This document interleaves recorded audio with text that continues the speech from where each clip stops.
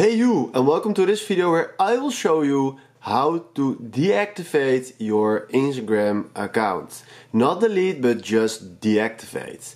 I will help you how to fix this struggle, so let's start with the easy and quick tutorial. Alright, if you go to right in the bottom to our profile, then we have to go to right stripes in the top. Then if you go from here to account center, we will see a lot of things. If you go to personal details, you will see account ownership and control, and if you tap on that, you will see the deactivation or deletion option. If we tap on that, tap on our account, and we do deactivate account and continue,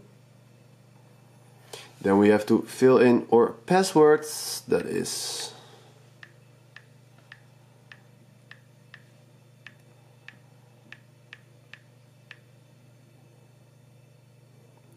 now we have to choose the type of argument that we like why we are deactivating our account.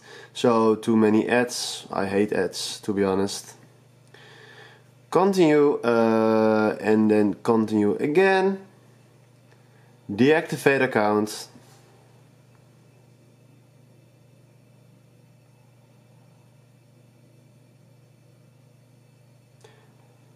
And if you can see, our account is now deactivated.